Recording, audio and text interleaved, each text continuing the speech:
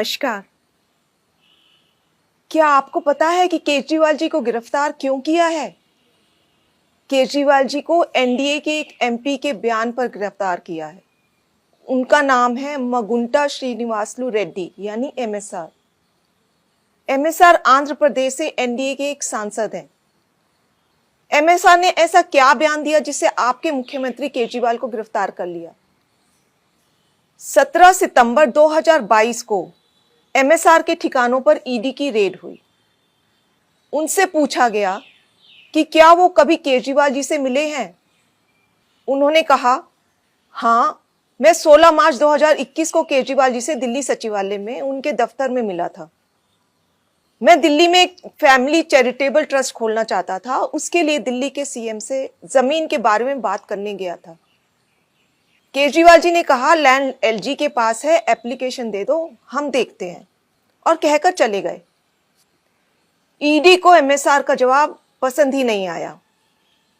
ED ने कुछ दिन बाद एमएसआर के बेटे राघव मगुंटा को गिरफ्तार कर लिया।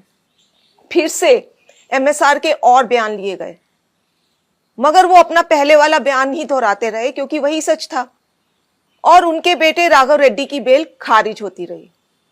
इस दौरान सदमे से राघव की पत्नी यानी एमएसआर की पुत्र वधू ने आत्महत्या करने की कोशिश की और उनकी बूढ़ी मां बहुत बीमार हो गई। इन सब को देखते हुए बेटे के लिए बाप भी टूट गया। 17 जुलाई 2023 को पिता एमएसआर ने ईडी में अपना बयान बदल दिया।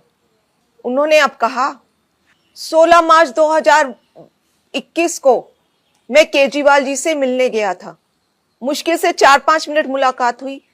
वहीं 10-12 लोग बैठे थे। मेरे कमरे में घुसते ही केजरीवाल जी ने मुझसे कहा कि दिल्ली में आप शराब का काम शुरू करो, बदले में आम आदमी पार्टी को 100 करोड़ रुपए दे दीजिए। केजरीवाल जी से ये मेरी पहली और आखिरी मुलाकात थी। इस बयान के बाद अगले ही दिन एमएसआर के बेटे राघव रेड्डी को ईडी ने बेल दिलवा दी।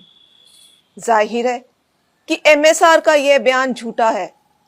वे खुद कह रहे हैं कि यह उनकी केजरीवाल जी से पहली और आखिरी मुलाकात थी। 10-12 लोग वहां बैठे थे। अगर किसी को किसी से पैसे मांगने भी थे तो वह क्या कोई किसी अजनबी से पहली मुलाकात में ही 10-12 लोगों के सामने इस तरह पैसे मांग लेगा?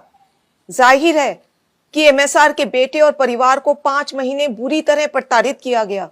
इसीलिए एमएसआर ने अपने बेटे को बचाने के लिए झूठा बयान दिया, और इस बयान को देने के बाद 2 दिन में ही एमएसआर के बेटे को बेल मिल जाती है। इन सब बयानों से एक बात तो साफ हो गई कि अपने बेटे को जेल से निकलवाने के लिए एमएसआर ने झूठा बयान दिया। कोर्ट ने भी केजरीवाल जी को बेल देते हुए यही माना कि ईडी ने बेल का लॉलीपॉप देकर बयान लिया बिना किसी सबूत के। आपके बेटे केजरीवाल जी को एक गहरे राजनीतिक षड्यंत्र का शिकार बनाया गया है। वो एक सामान्य पढ़े लिखे देशभक्त और कट्टर ईमानदार व्यक्ति हैं। यदि आज आप उनके साथ खड़े नहीं हुए तो इस देश में पढ़े लिखे ईमानदार लोग कभी राजनीति में नहीं आएंगे।